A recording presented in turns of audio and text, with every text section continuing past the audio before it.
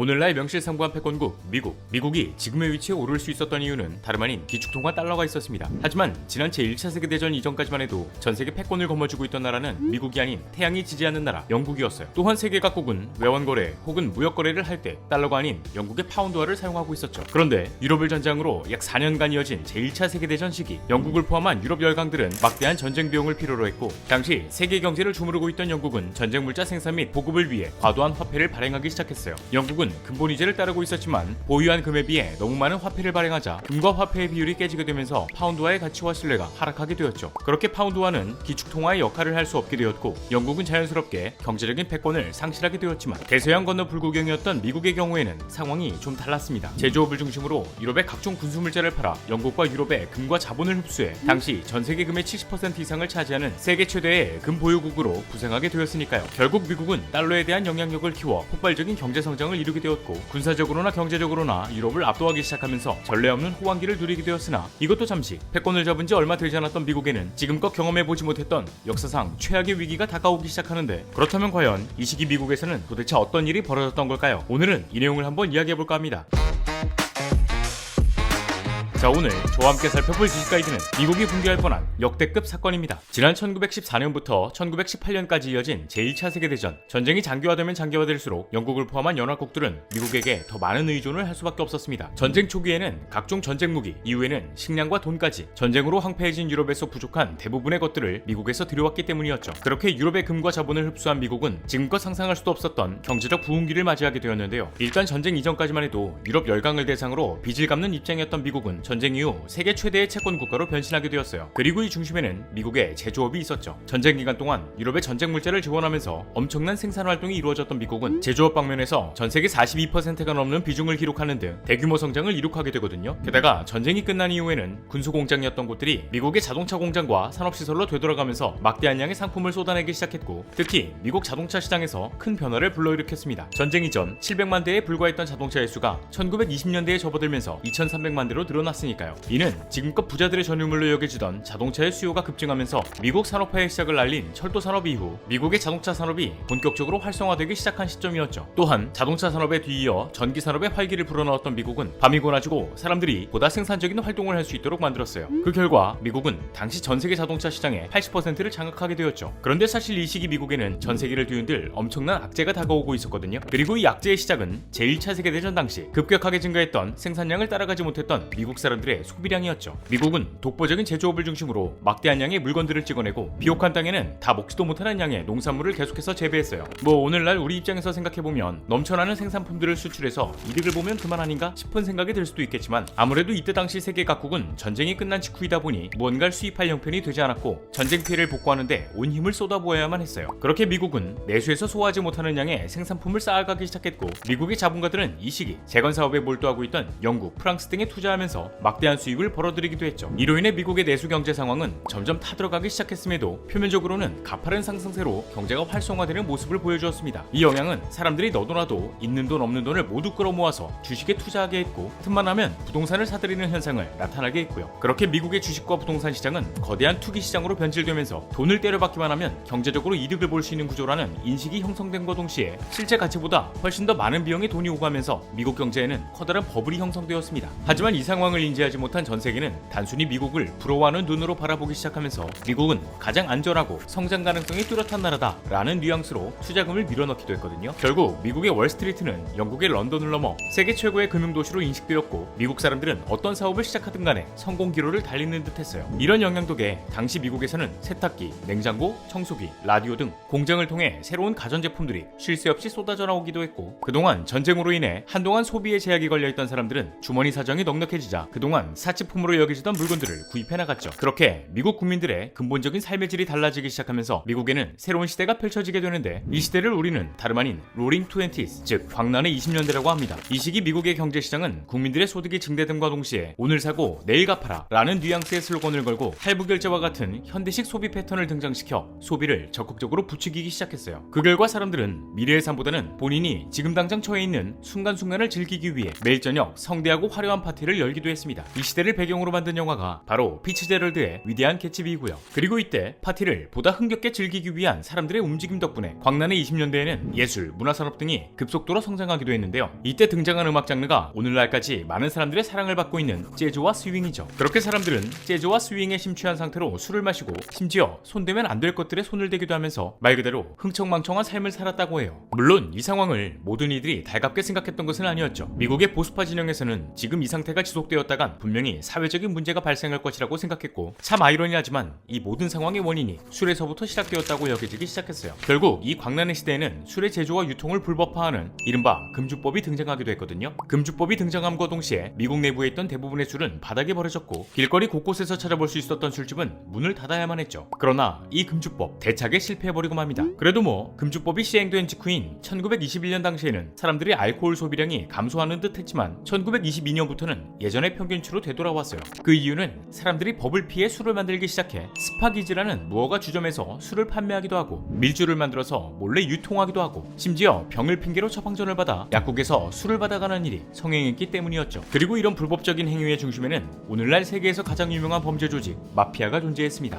이런 상황은 날이 가면 갈수록 극심해졌고 사람들은 법을 어겨가면서까지 사치와 향락을 즐기고 싶어 했어요. 그렇게 이들의 머릿속에는 법은 무슨, 물질적으로 풍요로운 삶, 우리에겐 돈이 가장 소중한 존재다 라는 생각이 자리 잡았죠. 이 말은즉 물질만능주의가 팽배해지기 시작했다는 것과 마찬가지인 상황이라고 볼 수 있는데, 이를 보여주는 가장 대표적인 예시로는 사기꾼의 대명사로 불리는 찰스 폰지 사건에서 찾아볼 수 있었습니다. 폰지는 당시 고액의 수익률을 보장해주겠다는 미끼를 던져 투자금을 모아 또 다른 투자자들을 모으고 또다시 신규 투자자에게 받은 돈을 가지고 기존 투자자들에게 돈을 지급하는 사기를 쳐 불과 1년 만에 2천만 달러, 하나로 약 269억 원에 달하는 수익을 올리게 됩니다. 아무래도 금액도 금액이고 그동안 사람들이 보지 못했던 이 범죄 방식은 많은 사람들에게 관심을 받게 되었거든요. 이 영향으로 인해 이와 비슷한 사기 기법을 두고 이 시기 여러분들도 한 번쯤은 들어보셨을 법한 폰지 사기라는 말이 탄생하기도 했죠. 그리고 이는 부동산 시장이라고 해서 크게 다를 게 없었어요. 자동차 산업이 발달한과 동시에 교통의 편리함은 과거에 비해 접근성을 크게 향상시킨과 동시에 미국 부동산 시장에는 해안가 인근의 건물들이 폭등하기도 하고 땅을 사서 더 비싼 값에 되파는 사재기가 성행하기 시작했죠. 이 중에서도 남동부의 플로리다는 특히 폭발적인 부동산 거품이 끼기도 했어요. 그 이유는 겨울이면 찬바람이 불어오는 뉴욕이나 시카고에 있던 부호들이 비교적 따뜻한 남부의 플로리다로 여행을 떠나면서 플로리다의 부동산은 언제나 수요가 넘칠 거라는 근거 없는 믿음이 생겼기 때문이었죠. 그렇게 부자가 되려는 사람들의 욕망으로 인해 사람들은 더 많은 돈을 부동산에 투자했고, 이후에는 해안가에서 점점 더 멀어진 지역까지도 투기 열풍이 불면서 부동산 가격은 끝을 모르고 상승하는 추세였죠. 하지만 사람들은 이 상황이 잘못되었다는 것을 쉽게 알아차리지 못했어요. 잘못된 투자 방식과 사치스러운 삶의 연속이 이어지는 와중에도 1920년대 미국의 경제 성장률은 GDP 대비 42%에 달했고 GNP는 800억 달러, 평균 소득은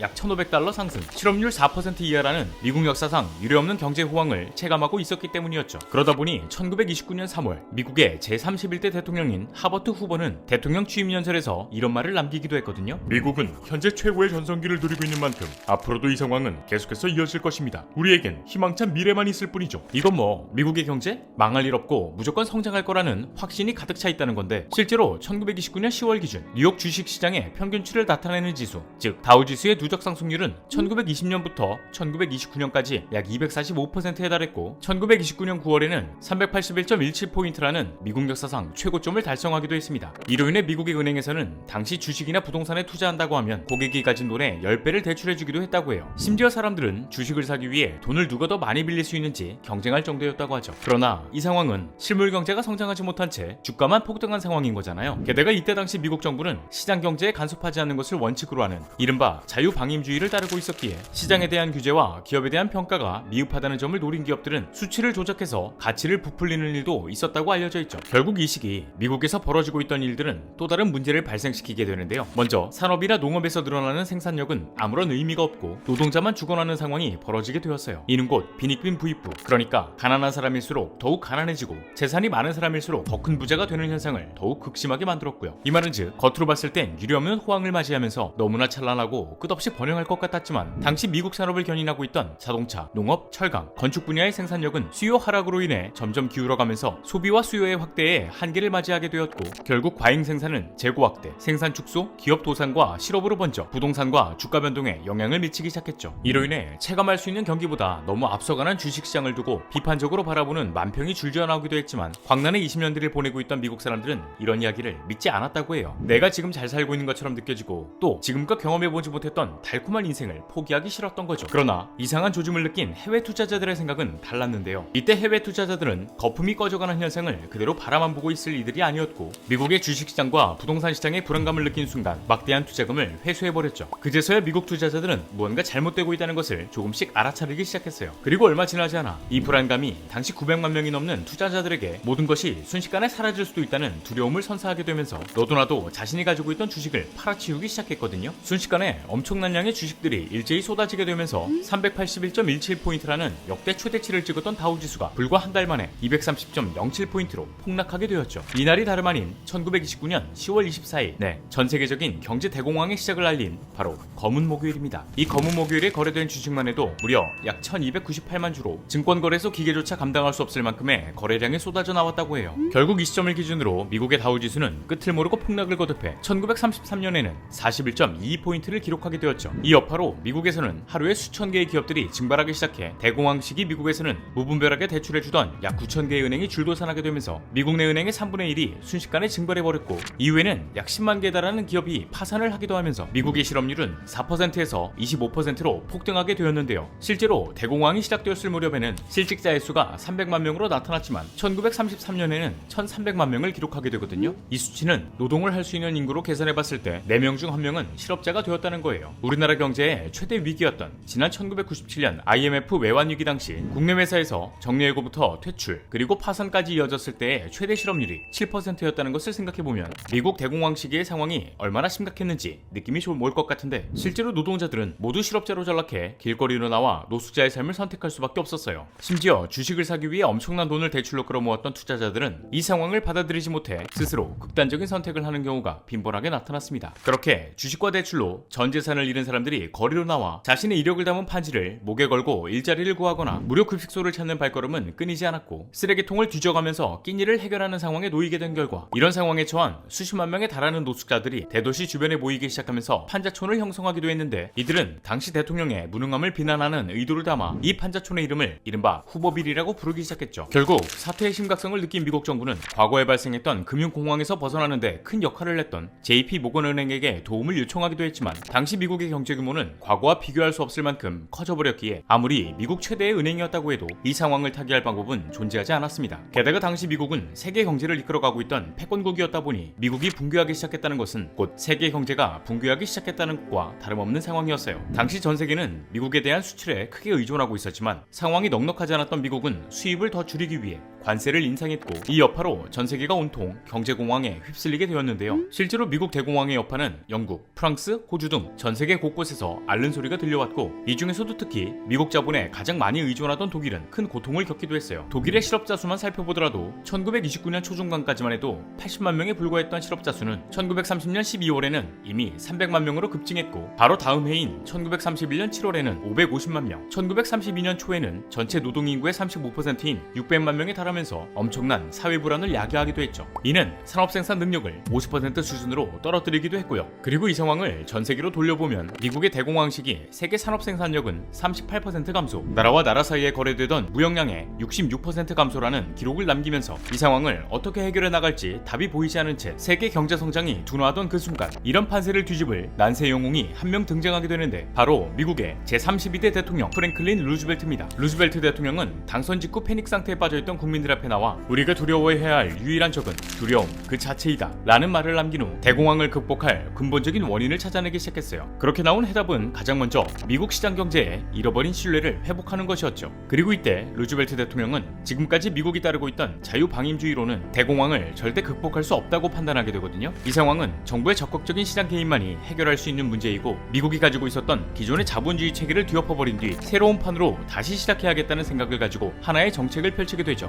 이 정책이 다름 아닌 뉴딜 정책입니다. 이 정책은 먼저 대공황의 원인을 과도한 공급보다는 부족한 수요에 포커스를 맞춘 뒤 금융시장이 흔들리는 것을 방지하고자 은행의 문을 닫아버리기 시작했어요. 이때 은행을 닫은 이유로는 불안에 빠진 많은 사람들이 한꺼번에 자금을 인출하는 현상, 즉 뱅크런을 막기 위함이기도 하지만 이를 조금 더 정확하게 이야기하자면 달러가 아닌 금이 빠져나가는 현상을 방지하기 위함이었죠. 그렇게 루즈벨트는 국민들에게 신뢰를 얻을 때까지 은행 업무를 중단시킨 뒤 이번에는 실업률 극복을 위한 공공사업들을 추진하기 시작했는데요. 여기에 가장 대표적인 사업으로는 TVA, 이른바 테네시강 유역개발공사가 있었습니다. 이 사업은 최대 지류 길이만 1045km에 달하는 테네시강을 중심으로 미시시피, 엘라베마, 켄터키, 버지니아를 포함한 7개 주의 지역에 걸쳐 26개의 댐을 건설하는 것이었죠. 결국 이 사업을 통해 노동자들에게는 일자리를 제공하고 이때 건설된 댐에 수력발전소를 운영해 전력 생산과 농업을 증대시켜 지역의 경기를 부양시키는 효과를 불러일으키게 되었는데, 루즈벨트 대통령은 이후 또 다른 개발 사업을 내세우게 되거든요. 이 사업은 18세부터 25세까지의 젊은 청년층을 대상으로 약 200만 명의 인원을 고용하는 민간자원 보존단, 즉 CCC 프로젝트였죠. 이 프로젝트는 30억 달러라는 예산을 투입해 9년이라는 기간 동안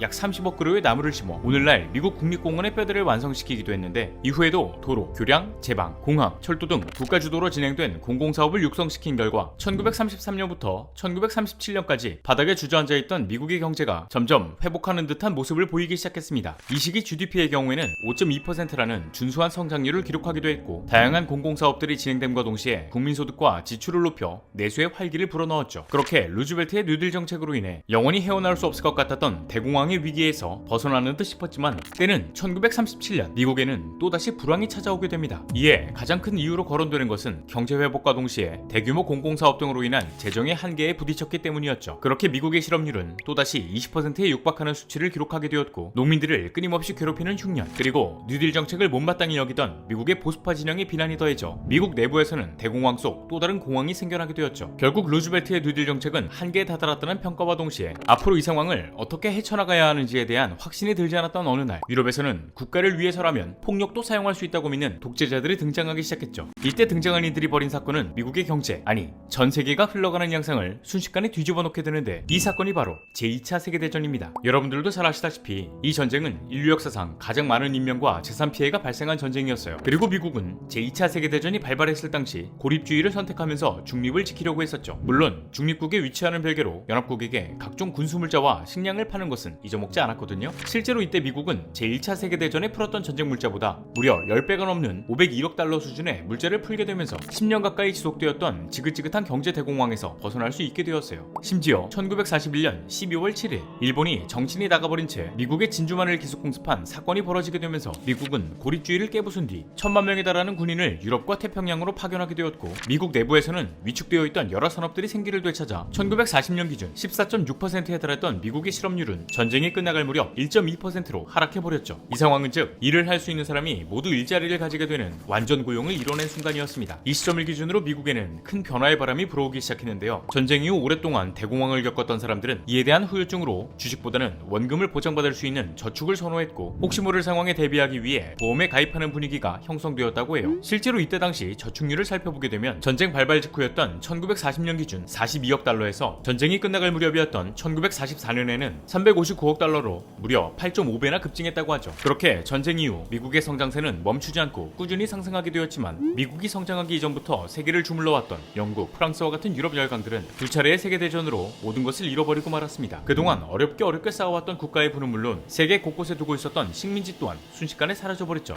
이들에게 남은 것은 전쟁으로 인해 황폐해진 국토와 막대한 빚뿐이었지만, 이에 반면 미국은 두 차례의 세계대전으로 각종 산업의 눈부신 발전과 더불어 전세계 총생산량의 50%를 차지할 만큼 성장하게 되었고, 전세계의 군사, 정치, 경제 등 모든 분야에서 압도적인 우위를 점하게 되면서 훗날 소련과의 소리 없는 전쟁, 즉 냉전 시대에서도 전세계 기름값이 요동쳤던 오일 쇼크와 같은 혼란을 겪었음에도 꾸준한 번영을 누리며 오늘날까지 명실상부한 패권국의 자리를 굳건하게 지키고 있죠. 글로벌 국제사회의 모든 질서를 확립한 미국. 지금의 미국이 존재할 수 있었던 이유는 철도 산업의 발전과 미국 경제의 흐름을 뒤바꾼 거인들의 존재, 이후에는 미국의 영향력이 확대됨과 동시에 달러가 기축통화로 자리잡게 되었고, 두 차례 전쟁을 통한 특수를 누리며 그 누구도 대적할 수 없는 미국의 시대가 열리게 되었습니다. 자, 오늘의 영상은 여기까지입니다. 다음에 또 다른 안내서로 찾아뵙도록 하겠습니다. 지금까지 지식가이드였습니다. 감사합니다.